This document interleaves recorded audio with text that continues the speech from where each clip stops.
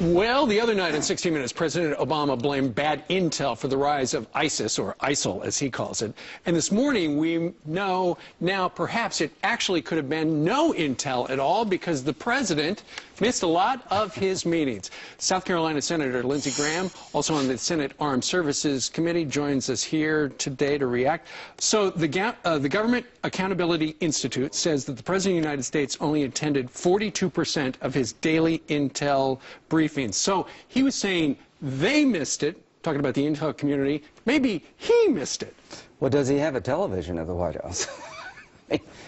How could anybody miss this that's paying any attention at all? Senator McCain and I said in October of 2013, watch out for ISIS. They're filling in the vacuum created by not supporting the Free Syrian Army. Let's have a hearing when we get back in session. Call the intel people in and say, okay, who's to blame here?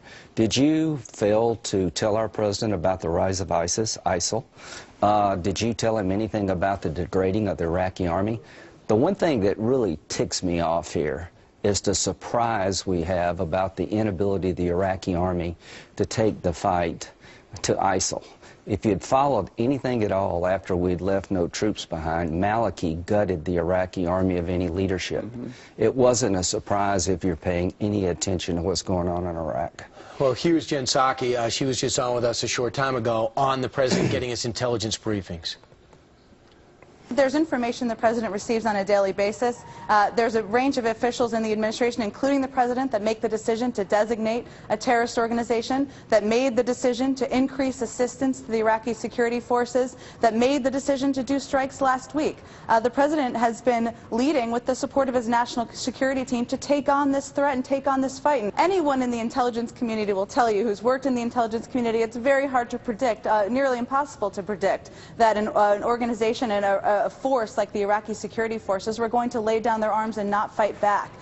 Is it predicting when you've had information coming at you from a number of different sources? It was all predictable. 3 years ago, Senator McCain and I said that if you don't help the Free Syrian Army when they had Assad on the ropes, you're missing a great opportunity. And Russia went all in.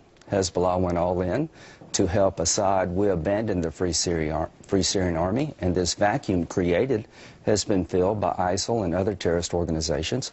When we left no troops behind in Iraq, they went back to their sectarian corners. Maliki purged the army of all the people we trained and put his cronies in.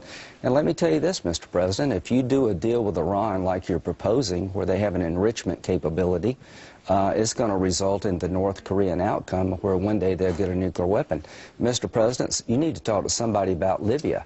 Libya is a complete failed state now. Sure. It's going to affect Egypt and Africa. You know, and Egypt's already taken action. It all comes down to this. During the president's re-election campaign, he said, you know, bin Laden's gone, and you know, for the most part, we killed off all of al-Qaeda. Right. None of that was true. Bin Laden was dead, but al-Qaeda on the run? Not really. And for Jen Psaki to parse words about, well, that's an affiliate, blah, blah, blah. Ayman al-Zawahiri said, hey, you, my best men, go to Syria and go do this stuff. Well, that's core al-Qaeda. All I can say, Mr. President, you will never destroy ISIL without boots on the ground. And you're not going to get an Arab army to go in Syria and defeat ISIL without substantial American help. And if you want to destroy ISIL inside of Iraq, you better rebuild the Iraqi army, you better get the Sunnis peeled away from the ISIL in the Anbar region, and you better arm the Kurds. You're doing none of this. Mr. President, Kurds aren't getting armed yet?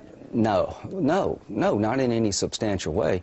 The president is disconnected. He says the only thing that terrorists understand is the language of force. Well, he's not very fluent in that language. All he talks about is what we won't do. You cannot destroy ISIL, which is an army, without an army engaging ISIL. Sure. You just can't. All right. Senator, thank you very much.